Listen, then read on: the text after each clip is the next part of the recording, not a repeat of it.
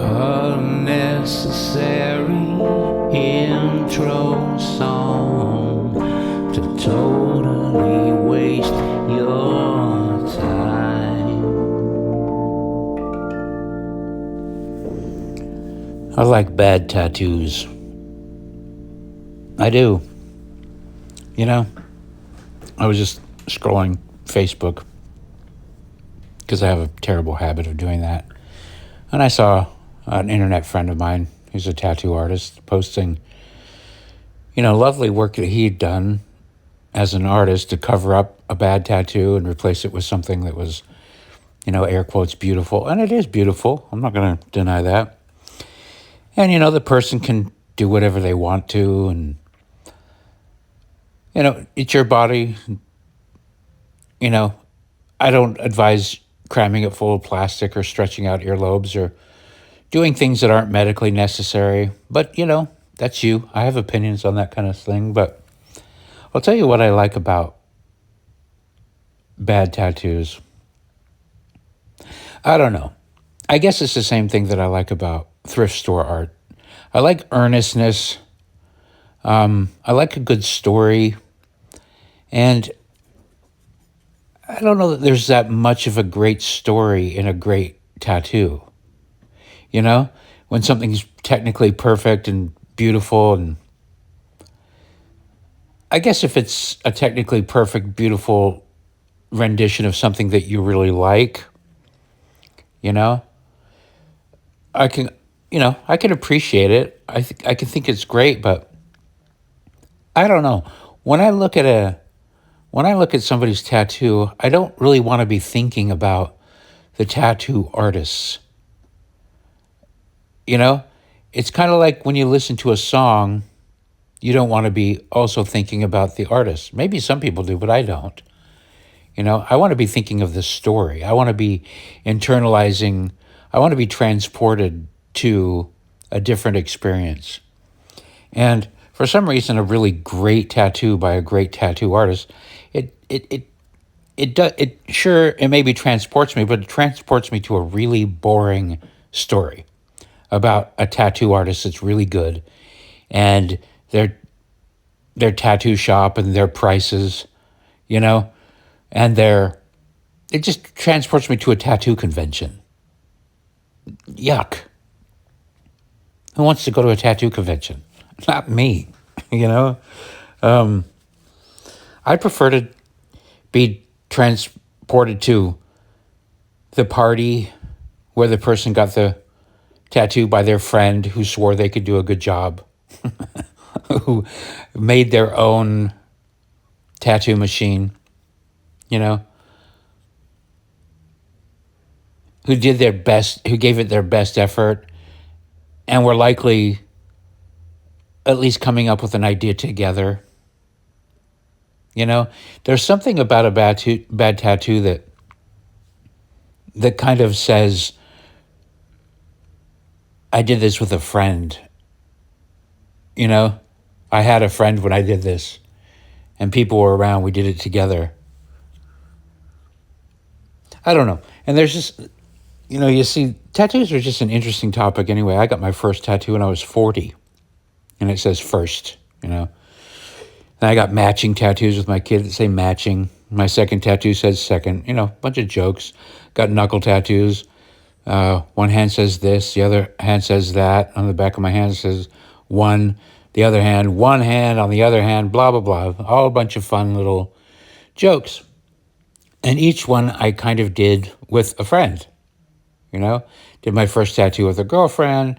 I did it, I think my second tattoo with a woman who I'm good friends with from Utah. We both got Utah tattoos. It was on her birthday. Matching tattoos I got with my kid. I went and got tattoos with my friend Dwayne. I think that's when I got my second tattoo, actually. Or no, with him I got the initial of my offspring's first name. And but it's just like something to do, a way to mark an occasion.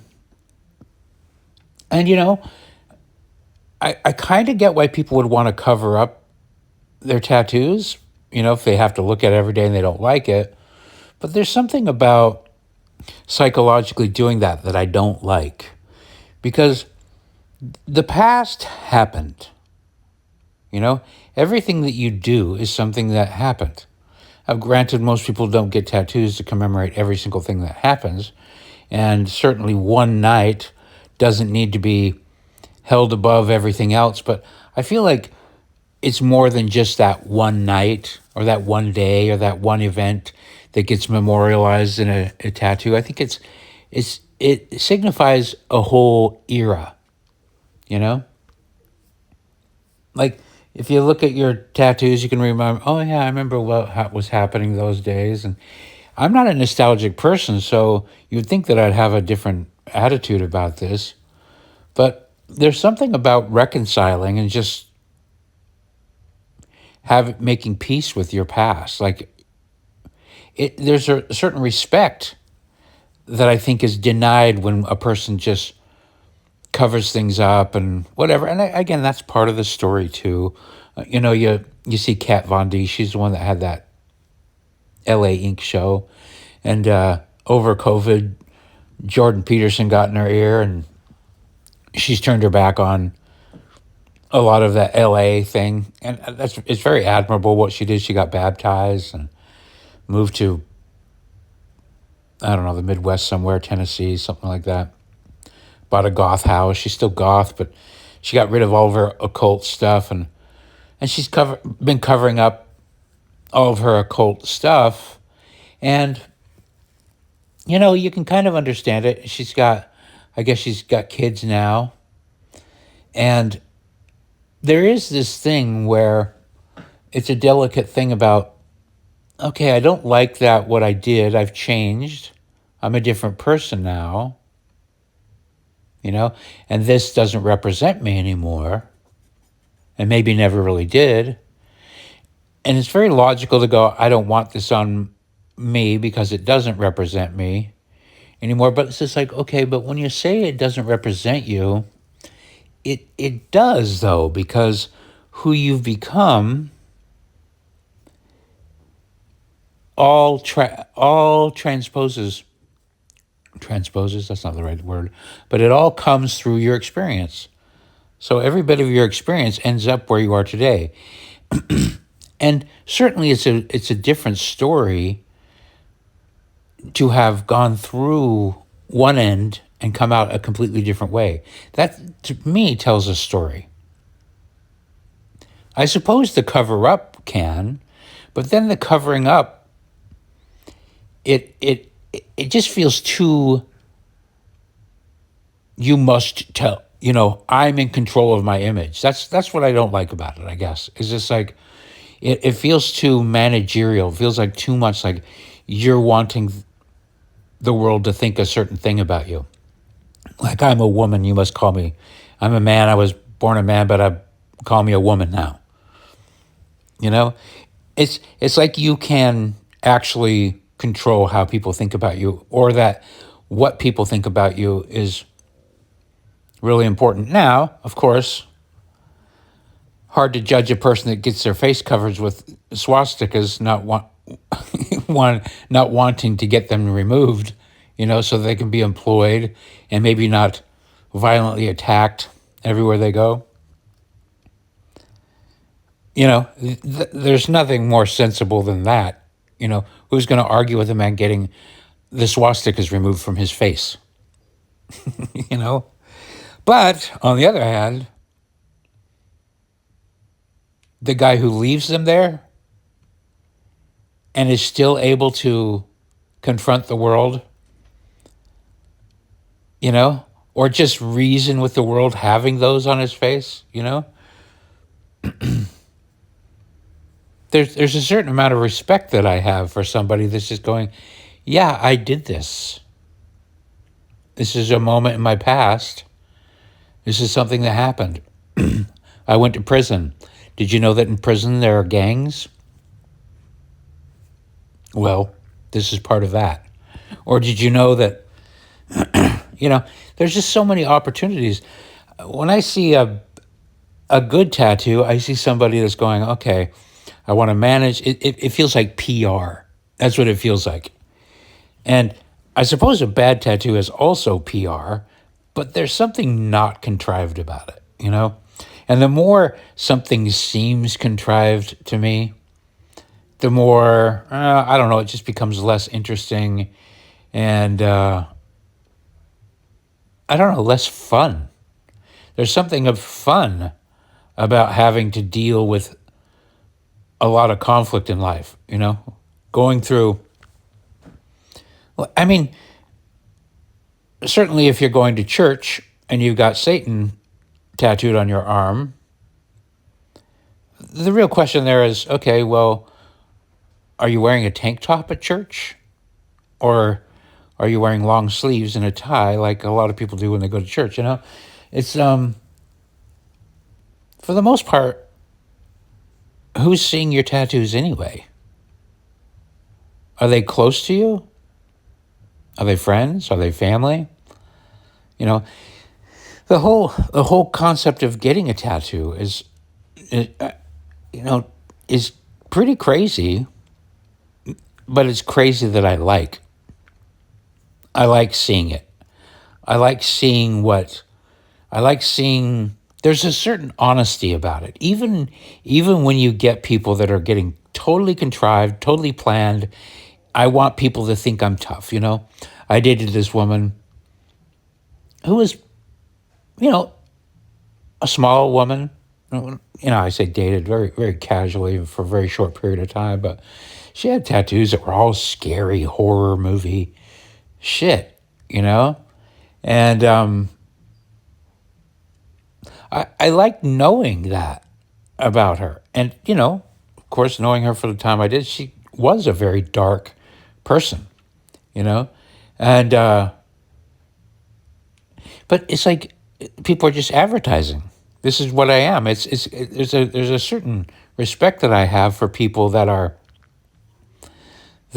telling you who they are without a long introduction. They're not, it's kind of like I respect that they're not hiding their shit. Of course, the other side of that, people can complain, well, who cares about your shit? What do you fucking, everybody's got problems. Oh, why are you bothering me with your pink suit? You know, why can't you just dress like everybody else? I actually get that. I do get the argument because there is something sort of narcissistic about going around saying, hey, look at me, I'm different, I'm different. Bottom line is everybody's going to be who they are. You know, everybody's got a journey, everybody's got a story. Some stories seem more interesting than others. Who was that Charles Kuralt when I was a kid? They had that Sunday morning thing where he'd drive into any town, basically open up the phone book, put a finger down and do a story on that person. And he did a really good job, you know, at showing that everybody's interesting. And that's true. Everybody is interesting. Some people just want to spark that though. Like, fine, I get that you're interesting, but I'm on a schedule here. I don't want to have to peel through a bunch of layers. Like you could, it speeds up the process when people choose fashion, bad fashion, good fashion, or whatever. And it doesn't matter. It's kind of inescapable. You can throw off the scent. You know, you can be a really dark, goth, angry person or something, and you can dress in a Best Buy uniform. You can have no tattoos, and you can do that. I don't think it's likely. I think most of the time, what you see is what you get with people, you know? Most of the time, not all the time. There's obviously exceptions. There are perfectly sweet, wonderful people who somehow their brother becomes a tattoo artist, XYZ. They don't develop any crazy ideas. They have basically normal ideas, but since they have access to a tattoo artist and the tattoo artist is having to practice, you know, you can get the picture of a guy who's a totally normie, but he's covered with crazy tattoos from his brother or his neighbor or whatever. And he says, oh, okay, you can do whatever you want. But even that, it's fun because then you get to see the contrast. Because ultimately, if you do meet people that stand out, for example, I'm more interested in people that stand out, quite frankly, because I'm stupid. I'm not a very smart person. So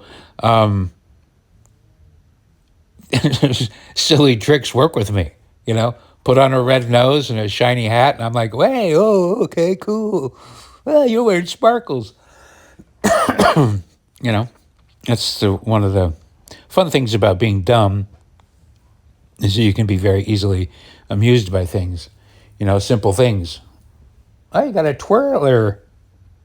What's that thing twirling around on your head? Anyway, that's not to say I'm not judgmental because I am. I'm very judgmental. I'll totally rip people apart in my mind for their choice of shoes. I still do. I hate it when I see other people doing it, but I still do it. I'm just like, oh, why would you choose those shoes? Why would you do that? You know. But yeah, the bad tattoos. There's a certain honesty about it, and I think people should fight.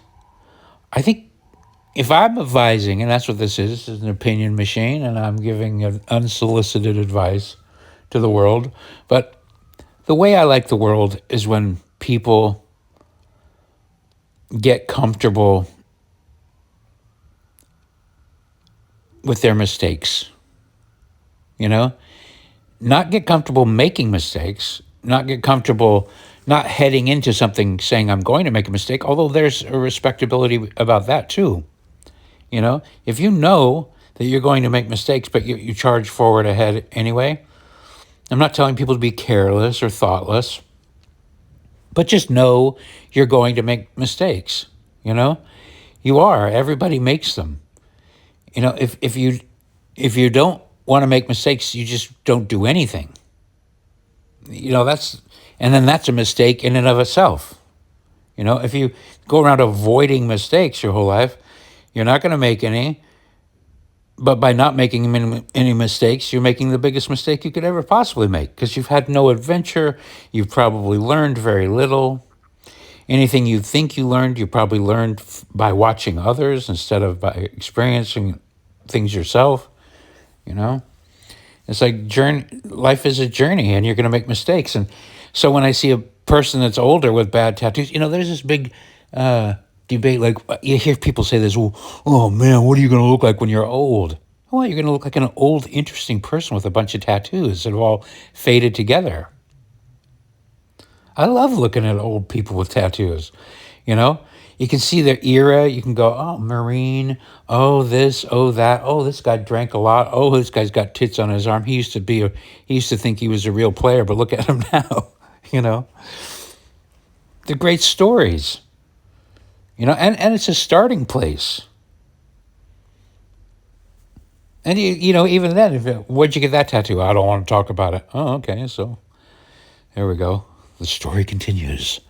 Grandpa doesn't want to talk about his tattoos that he got in Nam.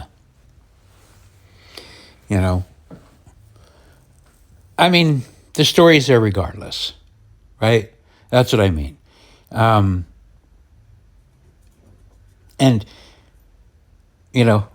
Kat, if you want to cover up all your tattoos and turn it into black, I get it. She has access. Again, it's one of those stories.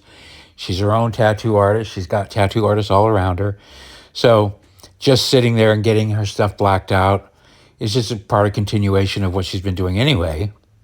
Ran out of space. Well, really, I can just black things out. So it is an ongoing story. But I don't know. I just feel like leaving the story there. This is gonna melt into another realm, though, where I'm getting a little conflicted because I personally think it's okay to burn books. In fact, I think you should burn books just because they say you shouldn't.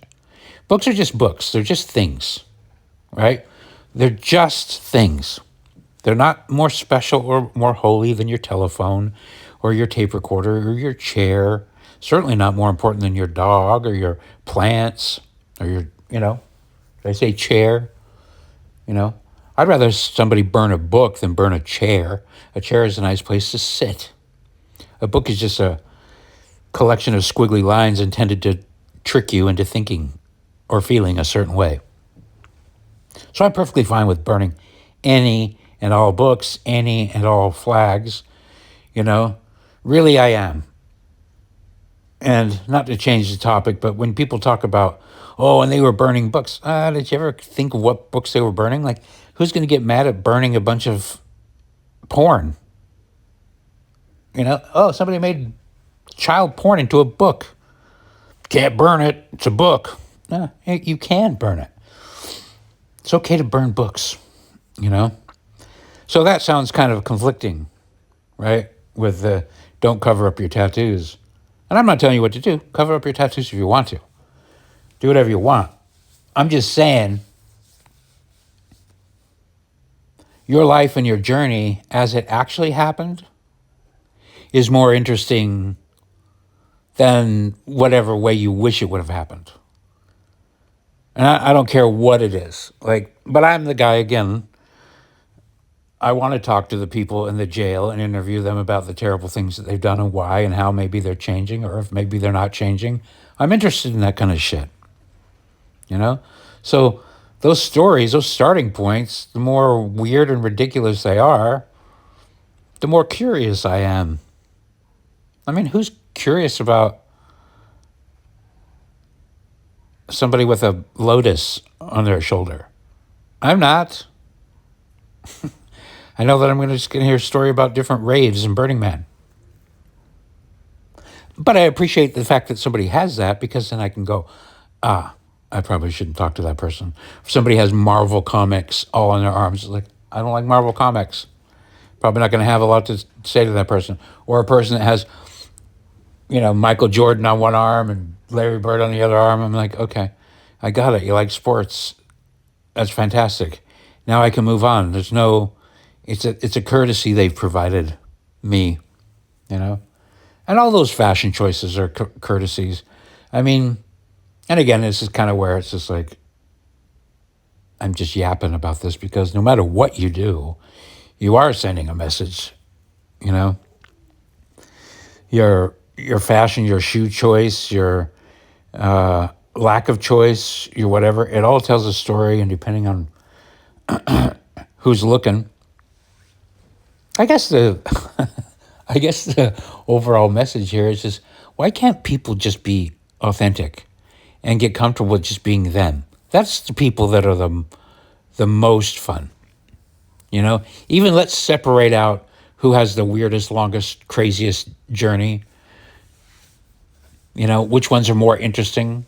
And that's the bottom line. Some people are more interesting than others. Maybe, I don't know. I think I might be talking out my ass here because going back to Charles Corral, everybody's interesting at some level.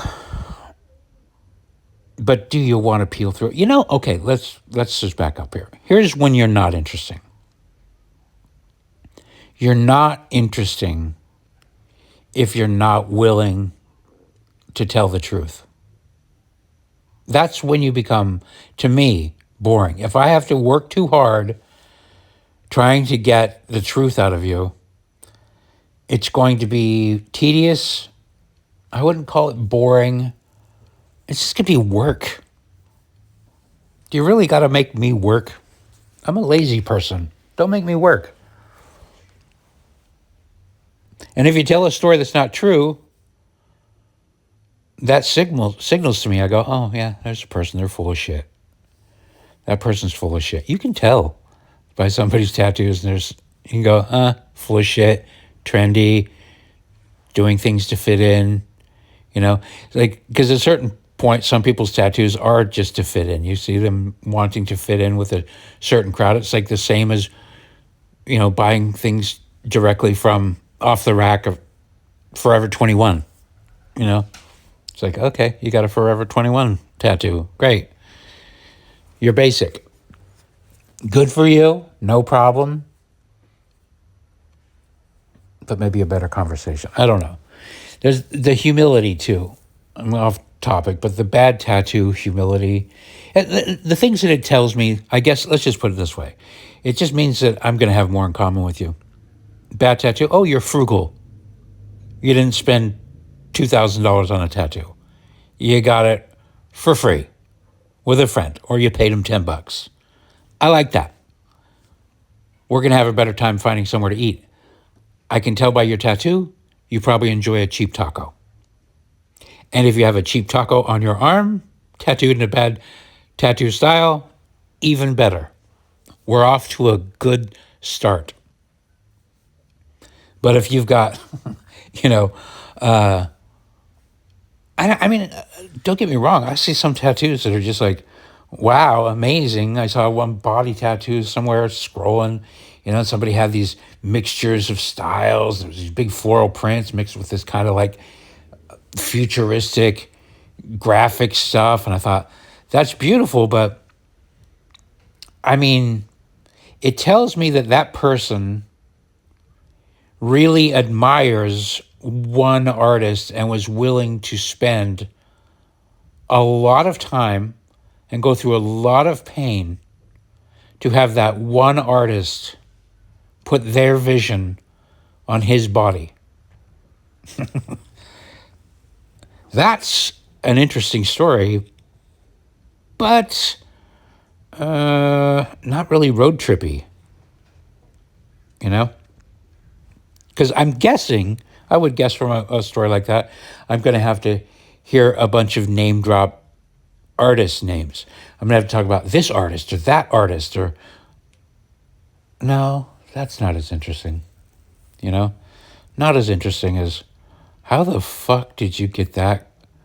I went out with a girl who had the worst tramp stamp tattoo in the world. Like, it was literally like the logo of the shop that gave it to her. And when I say shop, I mean a guy in a van, just awful, but, and she hated it. She didn't want anybody to see it, and I got why. And I liked that it even sparked a little bit of shame in me, like, oh God, I don't want anybody to see your tattoo, that I'm going out with a girl with your tattoo. But you know what I mean? But even that's a fun little challenge. You're going to meet people, they're going to have their mistakes, and somehow you've got to reconcile the fact that you may be like somebody who made mistakes. And guess what? You made mistakes too. I don't know. I guess that a smarter person than me just accepts that about everybody. But I'm, again, dumb. And so sometimes I need a little nudge in that direction. And bad tattoos are a fantastic nudge to remind me that life is weird and silly and dramatic and sometimes dark and sometimes great, And we do things and we go, I wish I wouldn't have done that, and I regret it. I wish I would have never met that person, but now I'm who I am because I did meet that person, and it's just messy. Life is so messy, but so gloriously so if you can embrace it. And I feel like that's really the thing. That's the trick to life, right? Isn't that the trick to life, to just be able to just embrace and be grateful for the tremendous mess that things are, that we don't need to pretend that it's anything other than what it is? And I'm not saying go around smearing your shit on walls because you shit. We all poop. Blah. Yeah. And maybe that's what I'm saying. Maybe to your average intelligent person, they don't like tattoos because we all poop. And they all very clearly understand that we all make mistakes. But I don't know. I look out in the world, and what I see are a bunch of people that are trying to manufacture an image to the world that they don't make mistakes, that they're put together, that they make all the right choices. They've never dated a psycho. They have never stayed out too late and done some drugs they wish they wouldn't have done, that they have never, placed too much time and energy into a movie star that they had tattooed on their arm. I'm thinking about this one guy that I've met that he's just got all these famous women tattooed on his body. It's just like, okay, interesting. But not really. Like, I don't know. Anyway, it's all interesting. My point being, let me just wrap it up here. Just be honest. You got nothing to lose by being honest. I mean, it's going to create some problems. You can lie your way into a job. You can lie your way into a friendship. You can lie your way into a relationship. You can lie your way into access to something, but ultimately the truth's going to come out. And if it doesn't, you're just going to have to keep lying. And you know what? Lying just takes so much work. It's exhausting. The truth is so much more interesting. It really is. No matter what you think, whatever lie you think you're going to tell to make yourself seem more interesting, I promise you that if you just told the truth, hardcore truth, so truthful that it almost sounds like a lie, that's way more interesting. I think it certainly is to me, and I think it's probably more interesting to everybody else around you, because you want to know why? Because that takes bravery, and bravery is rewarded. People love bravery, courage. There is nothing more admirable in humanity or in just among organisms in general. The brave squirrel, the brave pigeon, the brave rat. You might get killed, but boy, is it admirable, Anyway, that's your recording for today. Thanks for listening. Unnecessary outro song to totally waste more